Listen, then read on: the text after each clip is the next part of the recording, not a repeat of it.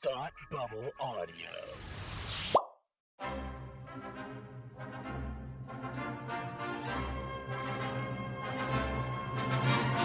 Look, up in the sky! You will never find the more wretched hive of scum and villainy. Welcome to Beer with Geeks with Tim and Frank. Who are you? I'm Batman. I am Iron Man. Your friendly neighborhood Spider-Man. Hi, Christopher. I'm Nero. My name is Inigo Montoya. You're a wizard, Harry. A couple of guys with a couple of beers and a whole lot of pop culture nostalgia. Make it so, number one. Ladies and gentlemen, the Beatles. I named the dog Indiana. Life finds a way. I am serious. And don't call me Shirley. Now sit back and crack open a cold one, because it's time for Beer with Geeks. It comes in paints. Shaken, not stirred. Great Scott! I was way off. I knew it started with an S, though. Hi, and welcome to Beer with Geeks, where two geeks geek out with beer. I'm Tim, and with me, as always, is my man who loves it when things end before their time, Frank. How are you today? Well, I'm great, but we have to go right now. So you can find us on the internet at beerwithgeeks@gmail.com. And, oh, sorry, did I end that before it's time? My timing is never quite right. Sorry. I'm going to get my stamp out. Canceled. Yeah. How you doing? I'm good. How are you? Doing good. That's good. I have a beer, and you have a beer, which makes us pretty great, doesn't it? Yes, makes me happy to be here. Beer bitched, bothered, and beer wildered. Beer puns. Beer pun. Good. Beer. Excellent. Yeah, cool. Excellent. You tell me what you're drinking first. I am drinking a beer from. Are you familiar with Mayflower? Yes, Local I am familiar. Massachusetts. Yes, absolutely. Yes. I am drinking their BeRevered Ale. Yes. Massachusetts puns. Yes, get it? Revere, Paul Revere. Ha ha ha. Yeah, no, it's great. I love it. It is quite delicious. I haven't seen it in very many places. I've seen Mayflower around Massachusetts, but I have not seen the BeRevered Ale very much. So I am quite enjoying it. Rarity that it is. What about yourself? What you drinking tonight? Today, whatever time of day it is, wherever you are. Wherever you are, 5 o'clock everywhere. Yeah. Yeah. I'm drinking a Revival Brewing Company HAMR, which is a pale ale. I got it specifically because the can is a play on Jaws, but instead of Jaws, that's so cool. Instead of a Great White, it's a Hammerhead, and it's awesome. So that you can't ignore it up until it bites you in the ass. Oh my god, that is such a cool can too. The label looks like the poster from Jaws. It's cool. HAMR is HAMR too. It is and it's a pale ale, and it is delicious. I'm going to read the can as I always do. Diving into the deep end, our offshores-inspired pale ale is a brew with a bite. The shining sun-colored glides with a hop aroma that's stubbornly bold. Paddle past the standard and enjoy the perfect beer for the oceanic state of mind. Nice. Because I live in Rhode Island now, and as you know, Rhode Island is called the Ocean State. Ocean State. Because the ocean literally runs through it. That's where it usually borders other states. The ocean literally goes all throughout the state, which is why it's Rhode Island. Yes. Yeah. So you can learn so much, but you learn so much when you're a transplant to a place. Well, I hate to cut off this conversation before it's time. Oh yeah, we have to head out. This conversation's been canceled. Let me just set up what's coming, and then we'll peace out. Okay. All right. Yeah. Sounds all good. right. So Frank and I are going to reveal to you our deepest, darkest secrets. And just so you know, mine starts in a prison in Belfast. And nope, I'm sorry, nope, that's it. We're out. We're out of time. Okay. Yeah. Well, that's that. Yep. Okay. That's it. Okay, canceled. BeerWithGeeks.com and Gmail and Facebook and whatever else. We hit our 5 years. It doesn't really matter because it's over. Whatever. We hit our 5 years and now it's over. That's it. Yep, that's right. 3 minutes and 30 whatever seconds whatever it is. That's all. That's done. Doesn't matter. 4 minutes. Anyway, Frank, we're going to talk about shows canceled before their time. Yes. Shows canceled before their time. The wound is deep still for some of these shows. It's still raw.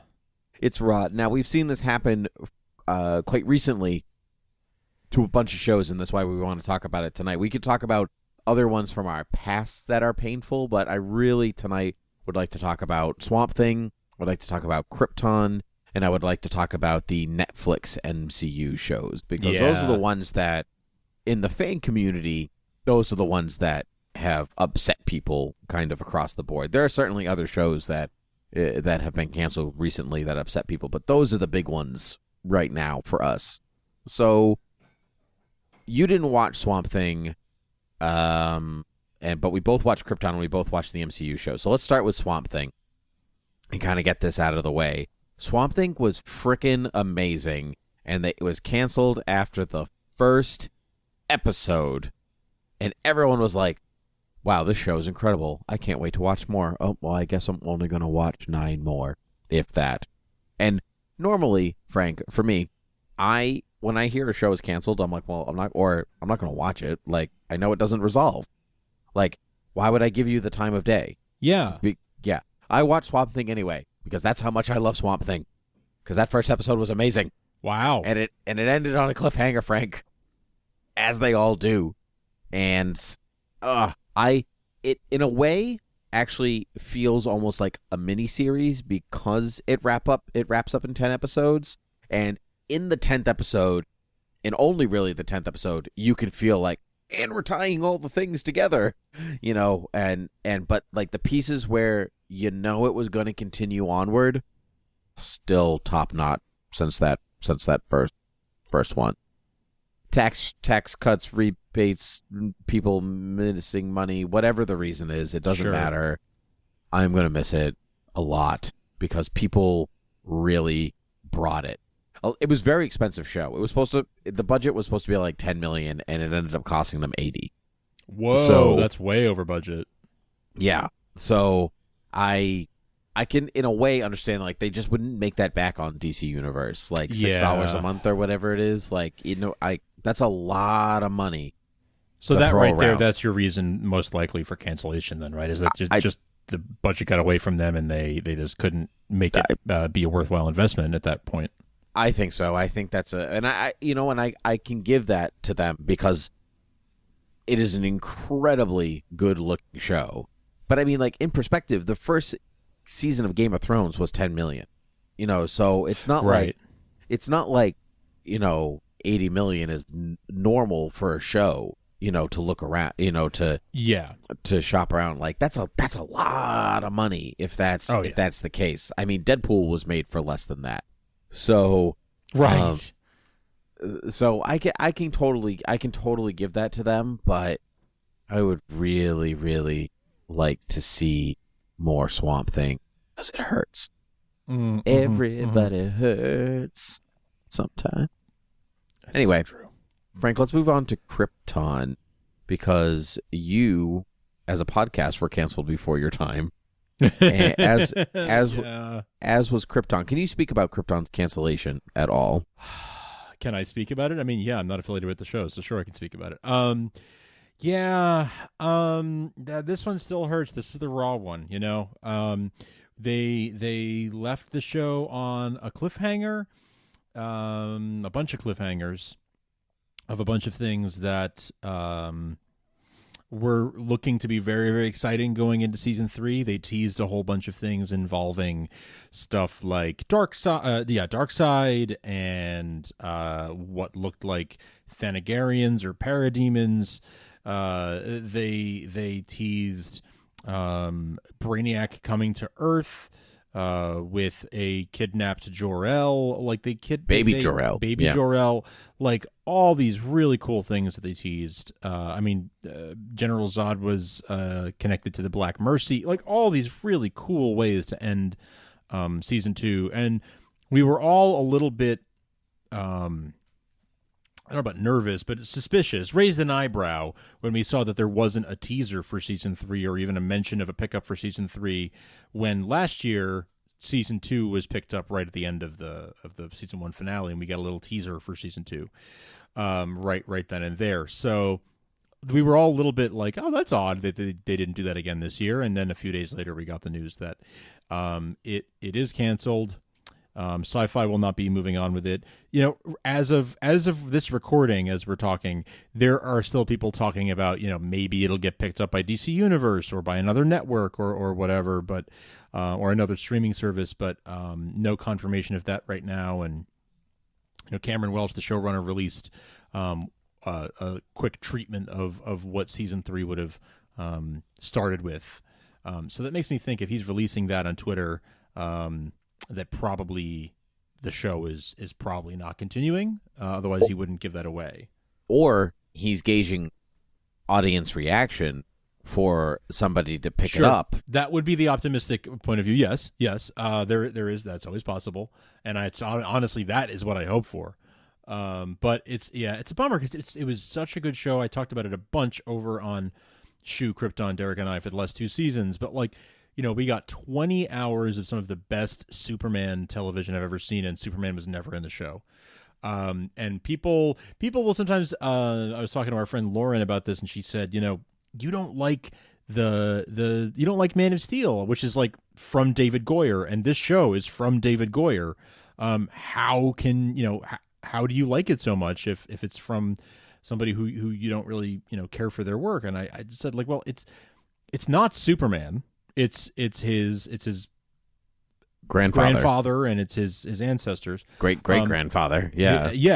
But so it's not Superman necessarily, but it what it does really well is it shows how Superman came to be, and it shows all the people who made him the man he is, you know, even before Ma and Pa Kent.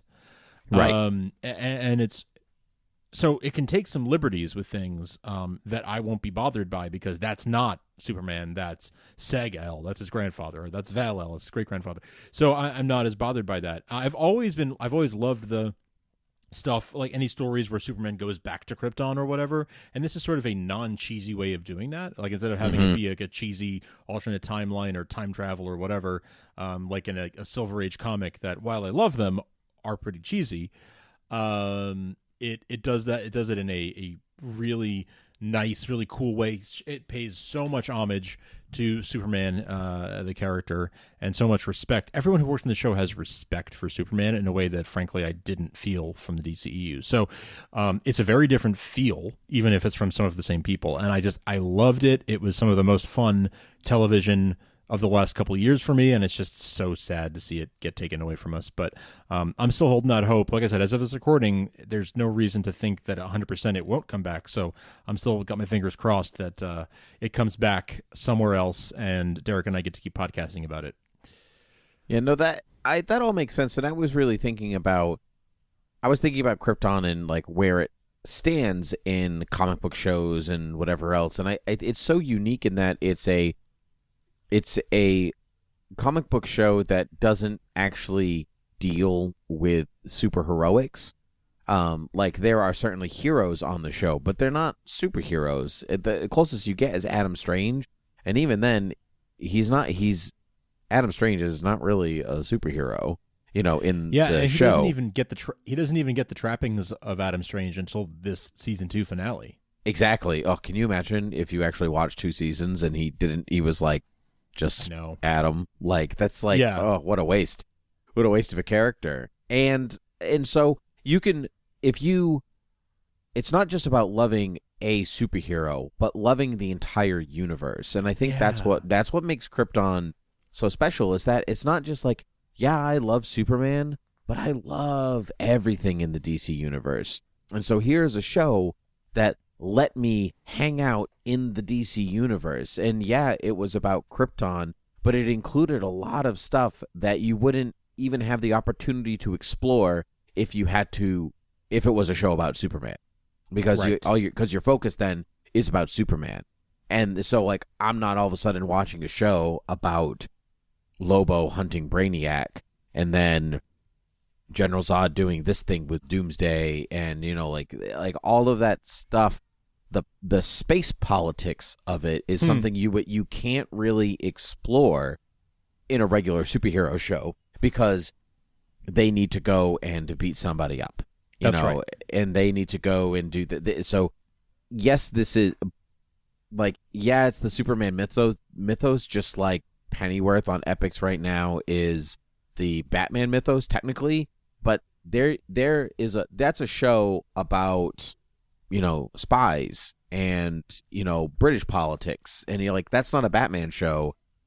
But if you love the DC universe, then you get to hang out in the DC universe, and you don't have to kind of watch the same thing over and over and over again, because superhero shows really are the same thing over and over and over again. And so are superhero movies, for that matter. Right. Comics aren't. Comics are the place that like you really don't see the same thing again and again and again, because they have, literary freedom, I guess, in some way, depending on the book and the label and the character. But Krypton is a example. Even like Smallville and Gotham don't exist in this category, right? Because you're literally watching the young versions of those superheroes. You're watching Clark Kent in high school. You're watching Bruce Wayne in middle school and high school, and like all those other characters that they are about. But those are technically still kind of superhero shows in their own way. And Krypton is so far past that. And that's why I think it's so upsetting that not only did people not watch it, to like give it that chance to be like, like you say you love these things, but you're not say giving something a chance. Yeah, that's the sad part to me. I think that's why I get it would be like, say, like people loving Marvel but never hearing of Guardians of the Galaxy, so never going to it. Yeah, right. That's that's true. Just give it a chance. It doesn't matter if you've heard of it or not. Just give it a chance. I wish it had even gotten a chance to wrap up. Even if they just gave it a shortened third season or something, I would have loved to have seen some kind of a wrap up. Right. I hate ending on a cliffhanger, but here we are. So I agree, which is why I don't consider like Gotham doesn't fall into this category, because Gotham wasn't canceled. It was given a short season 5 to wrap up its plot threads. Yeah. And I mean, they left a lot of plot threads dangling in Krypton, like a lot of them. A lot. So I think that it would be and it already being 10 episodes, it would be very hard to be like, wrap it up in 5, folks. I know. I wish they'd like just let it be a web series to finish it out. Something like just something where I could get it and finish it. Like even if, because they've done that. Big network shows will do that. If they cancel a show mid-season, they'll be like, we're not going to air the rest of the episodes. Maybe sometimes they will, but sometimes they'll say we're not going to air the rest of the episodes, but they're available on demand on our website or whatever. I would have been, if they had canceled it halfway through season 3 and we could see the end of it, I would have been happy. But would here's where we are. Would you take a season 3 comic book? Oh yeah, I would take it. Absolutely, I'd take it. Yeah, yeah. Anything. Yeah, I would take it. Digital first, like a Smallville. Yeah, right. Like Smallville season 11 was. Yeah, no. Yeah. I totally would. I would prefer a show, but I would be happy with a comic. Mm-hmm. Yeah, I would prefer a show too, because there's something like I can read the Thanagar Ran War. Yeah, you know what I mean. I can already read that story. In fact, I have read that story. I want to see something like that played out in a new way on the screen. Right. Because as much as the comics are fun, I'm very used to seeing those characters on a page. Yeah. Very rarely do you get like, ooh, somebody's showing up again. That's exciting. But I do have a question about Krypton. Clarify this for me. Seg-El is a comic book character, right? He was not created for Krypton. Seg-El, at one point, even though like he's certainly not a main character in the comic books or anything like that, just like Jor-El isn't a main character in the comic books, but he does have a pre-existing place on the page, right? So I don't think so. I believe he was created for this show. Okay. Because I had never heard the name before this show. And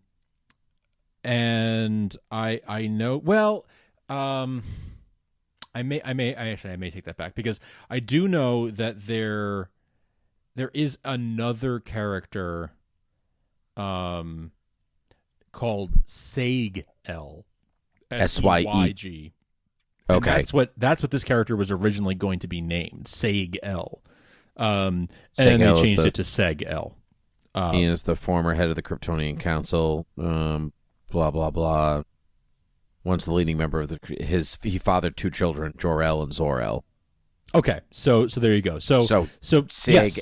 Seg with a Y in the comics is his grandfather. So his grandfather Seg-El with a different spelling is literally So is you there. were right. The character did exist before the show. Yes. Okay. Yeah, I just checking because I didn't think he was. I could have sworn he was like a because John Byrne spent a lot of time like crafting Krypton before it blew up, a different Krypton. So I could have sworn he was real, and so that fine. Makes sense. Yeah. I love that Seg-El is a pun. Me too. Oh yeah, Jerry Siegel. Jerry Siegel. Yeah. Yeah, but okay, yeah, I thought they had made it up for Schuster didn't work as well on Krypton. Schuster. No, didn't. Yeah, I guess not. Too bad. But yeah. Krypton, we hardly knew ye. But that's all right. Are there any other shows that that were canceled too? I've got a bunch more, but I've got one more I'd like to talk about. But I want to hear if you have any others. Well, we could certainly discuss the MCU on Netflix getting like cut like crazy. Daredevil for me is the one that hurts the most, probably because I think it was the first or the second one. Maybe Iron Fist was cut first, but I think everyone went, well, yeah, that wasn't a big surprise for people, and it wasn't great. So, like, I heard the second season was much better, but it was already canceled by the time that I was ready to watch it. So I never got around to it. Daredevil is the one that hurts the most because season 1 is excellent. Season 2, for my money, is very good, and season 3 was just superb. Season 3 was outstanding. Mm-hmm. And it does wrap, which I do appreciate. So even though they expected a 4th season and they were gearing for it and they were getting ready, it does actually feel like the completion of a season, like 3-season long story, and technically like 4 if you count the Defenders. And so because that wrapped up some Daredevil plot elements. So at least it does feel complete. So you can actually go back and watch the whole thing and feel like you've gotten a whole story, because the only thing lingering out there is Bullseye, really. Mm-hmm. And Vanessa, I guess. Those are the 2 things that are kind of lingering. But that's okay. They don't feel like, oh my God, like, are they going to survive or not? Like, it feels like a new status quo, which feels okay.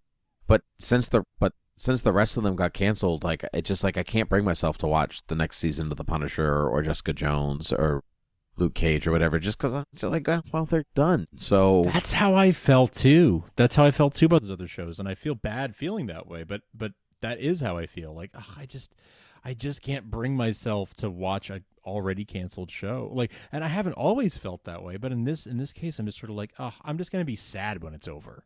Yeah, that's why I've actually never gone back and watched Firefly, ever, because it's canceled. Why? I saw Serenity, so technically I saw the wrap-up, so I got it. That's true. If you saw the wrap-up, but Firefly is just so good. Like, that is one that, even though I understand the feeling, I'm like, but that one's worth watching anyway. I love it so much. It's so good. But I understand the feeling. I do. Mm-hmm. Yeah. What was the one you wanted to talk about? 2 or 3 years ago on Fox, there was a show called Pitch. Oh, I don't even remember that. Yeah, it was 1 season only, got canceled after 1 season, and it was so good. It was a show about the first female MLB player. It was like it was like taking place in like present day, and it told the story of a woman joining Major League Baseball as a pitcher. That's the name of the pitch. Not the pitch. Mm-hmm. And it was so thoroughly just thought-provoking and fun and funny and sweet and just such a good telling of that kind of a story. I mean, I love baseball. Mm-hmm. It is like my one sport that I actually enjoy and follow. And it was just such a good show, so well written. The actors were phenomenal. And I really, really enjoyed it, and was so sad to see it end. And it also ended on kind of a cliffhanger, and just just never got to see season 2, never got to see what happened with it after that. So that was one that really bummed me out. And I wasn't surprised because I was just about the only person I knew who watched it. Yep. So, and you had never heard of it, so nope. So there you go. But it was created by Dan Fogelman, who he worked on Gallivant and This Is Us. So good pedigree, creator of This Is Us. Well, obviously he went on to go do important things for television, I guess, but still, I think this stinks. was the one he did between Gallivant and This Is Us. I think this was his project in between those two. Gotcha. Okay. So, yeah, it's too bad. I think he is working on Indiana Jones 5. That vaguely rings a bell. I think you're correct. Mm-hmm. So yeah. he's working on some awesome stuff. But yeah, it was a real bummer. Pitch was really, really great, and I really loved it. And sad that it didn't make it. But if you are not like Tim and I, and you enjoy watching a show, even if it's been canceled because it's good, I would recommend finding Pitch wherever it's streaming and checking it out. No, that's good. I have 2 that popped into my head. They were canceled, I think, 1 year after the next. I think something like that. The Crazy Ones, the Robin Williams television comedy. With Sarah Michelle Gellar. I watched that. Oh, yeah, I remember that. Advertising agency and stuff. I wouldn't say that it was excellent, but I watched Robin Williams every week. Be funny. I remember you saying this back when it was on. Yeah, and so that was one that I was kind of like, oh, I'll miss you. Yeah. And the other one was actually, I really enjoyed, was The Muppets. The behind-the-scenes Muppet Show. Yeah, like the Office-style show. Mm-hmm. I watched a couple episodes of it and didn't really care much for it, to be honest. Yeah, they went through a bit of a struggle. They got like a new showrunner halfway through the seasons and everything like that, and I can definitely understand maybe why it got canceled. Just couldn't find an audience. People don't like it, like sometimes when their childhood things become adult things. Yeah. They have a very hard time separating those things from one another. So, but I really enjoyed it because I kind of discovered the Muppets a little later in life. That's right. And so I liked that one. A couple of shows that were for kids that got canceled before their time. One actually would have been Young Justice, but mercifully got we're back, baby. Saved, yeah. Yeah. 10 years later, but we're back, baby. But the Spectacular Spider-Man and Wolverine and the X-Men and the animated Green Lantern television show. Oh, that's right. I never watched that show. I remember we were at New York Comic Con when it was like we went to a panel for it and they showed concept art and everything. Got those photos somewhere. But but I never actually saw the show. Yeah, the one I think I missed the most out of those would be Spectacular Spider-Man. It was really fun. It was really, really, really fun. They had a stripped down animation style, but that means they put all their money, they put all their frames into the action. Mm-hmm. So when Spider-Man was swinging, it was so pretty and smooth and beautiful. Yeah, it was really great.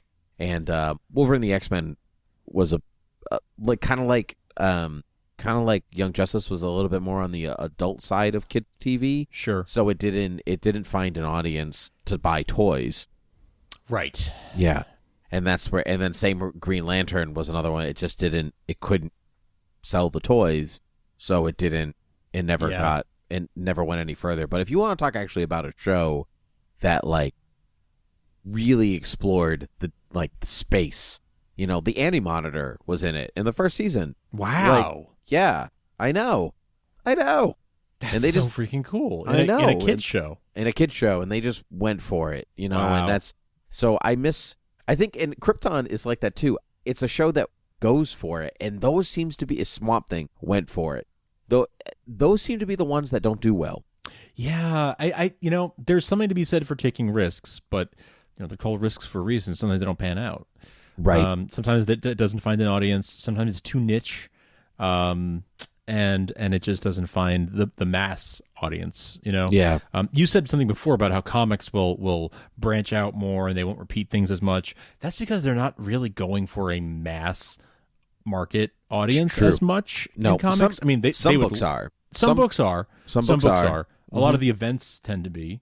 trying to attract a bigger. That's right. Or like if they're doing a new issue #1 of something, but by and large, comics know that they have a niche of very loyal, devoted fans, and they want to give those very loyal, devoted fans new stories because they've seen it all. So you got to keep it fresh.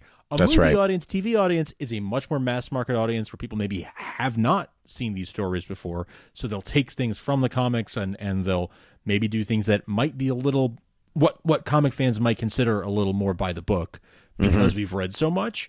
But a TV audience or movie audience maybe hasn't seen that yet. So yeah, I all that to say, risks are taken, and for people like us who are big fans of those properties, we appreciate those risks.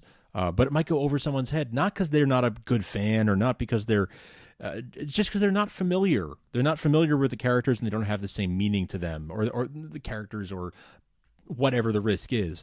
They don't have the same meaning to them as it does to us. Yep, I completely agree with that. I completely agree. I think sometimes when we get stuck on things, like because we're familiar with those characters already, it's like, well, it's okay. Like, it'll be okay. I promise. Like the show, like, because you already know, you have an in already. But even we weren't familiar at one point. Everybody kind of starts somewhere. But like some of those shows that you mentioned, like Pitch and the Crazy Ones, whatever, nobody knew any of those characters. That's right. You know what I mean? Like, so like for comic book properties, like I want to be like, it's okay if you don't know anybody, because like you watch other shows where you don't know anybody either. The show introduces you to them. That's right. And so I think people have to maybe think about that even when it comes to adapted properties, comic book properties, whatever, that like it's okay if they're not a super famous character, and that doesn't mean they don't have any worth, because other characters are. You didn't know who like Jon Snow was before you watched Game of Thrones either. Sure. Like you learned. You know, so I think that's always important to go when you're going into a movie, a book, a television show, whatever. Like, those properties are there to tell you about those characters, that you go on those journeys with them, so you learn something. Totally. And yeah, there's a reason why adaptations and remakes are so popular right now, because there is proof that people do appreciate something when they have some familiarity with a property already. Yes, absolutely. Absolutely. Which is where something like, say, like Krypton, like they hoped for that audience, like Superman, label, good, Superman, good. You got that part, so come with us. But sometimes that can be a detriment because people are like, well, Superman's not in it, so I don't care. Yeah.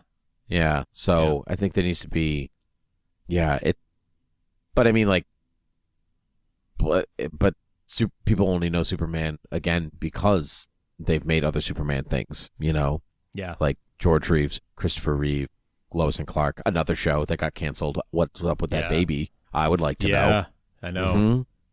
Yeah. So another show. Yeah. Oh, well. All right. Well, Frank, you can find us on beerwithgeeks.com. Well, you already know this, but you, Frank, can find us on beerwithgeeks.com, Gmail, Facebook, and Twitter. You can rate and review us on iTunes and find us all the places podcasts can be found. You can head over to thoughtbubbleaudio.com to check out other Thought Bubble Audio shows. And you can head over to patreon.com/thoughtbubbleaudio to keep this show going so we don't get canceled. Yes, very good. Very, very good. Yep, stamp canceled. Yeah. No! Well, Frank, it's been a delight, and at least I know you're not going anywhere. So no. That's the important part. All 5 years down, X number more to go. Exactly. 5+ years down. Mm-hmm. Yeah. All right. So, well, until next time, cheers. Cheers.